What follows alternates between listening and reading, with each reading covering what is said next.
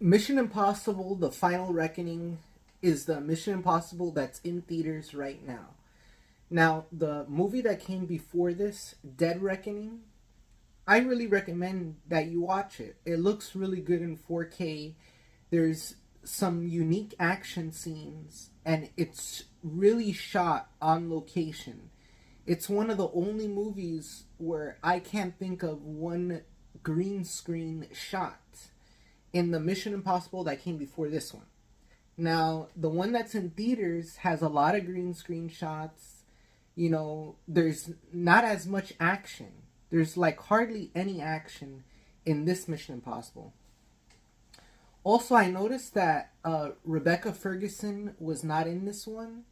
And I also noticed that the actress who plays Invisible Woman was not in this one. But they were in Dead Reckoning.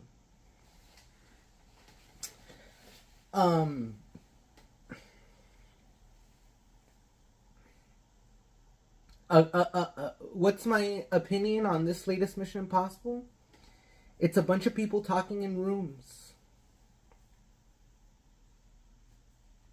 for 3 hours. For 3 hours, it's a bunch of people talking in rooms.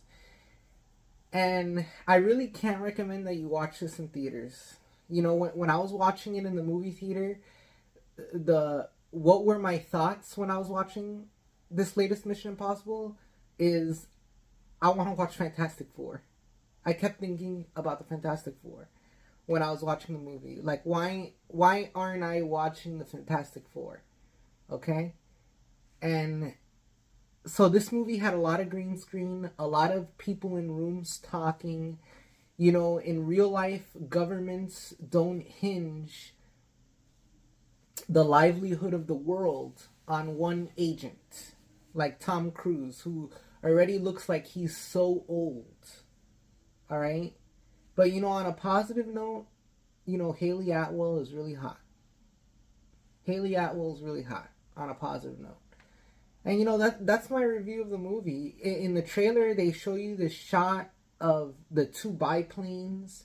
And when I was watching that scene, there was a big chunk of that biplane scene that was shot with a green screen. I mean, it's really obvious. There's a lot of shots of when they're talking in the offices, or when there's like one scene where Tom Cruise is leaving an aircraft carrier on like these planes with the propellers, and they have a shot of him inside the cargo of that plane with other soldiers, right? But you could tell that shot of him on the plane with the other soldiers is a green screen. You could tell they weren't really on the plane. So, you know, I mean, and Tom Cruise, he looks so old already. And there was a storyline in the movie where Tom Cruise, there's a character from the first Mission Impossible. I don't know if you remember, but in the first Mission Impossible, there's an Ethan when he is hanging by a rope. In the first Mission Impossible, that famous scene where he's hanging by a rope, and he gets some type of computer chip or whatever, and he leaves a knife. The guy who finds the knife in that first Mission Impossible is a character in this movie. He has a wife who's an Eskimo, and this wife who's an Eskimo, I guess, is working with or is trying to evade these Russians who live around Alaska or something. I guess they're in Alaska or in Antarctica or something. And I don't know where they were in the middle of the ice, but it's not easy just to get to the middle of the ice like they were and then get out. Get in and get out. It's not that easy.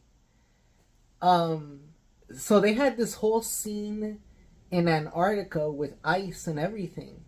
And they could have had an amazing action scene there, right? But they didn't. And there's like one amazing action scene I would say is that biplane chase, but even that biplane chase has some green screen in that action scene.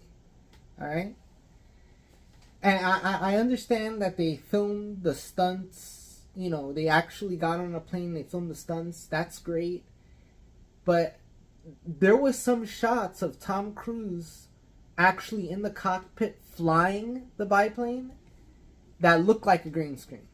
That looked like a green screen. And I think they did some shots in post in front of a green screen. Okay?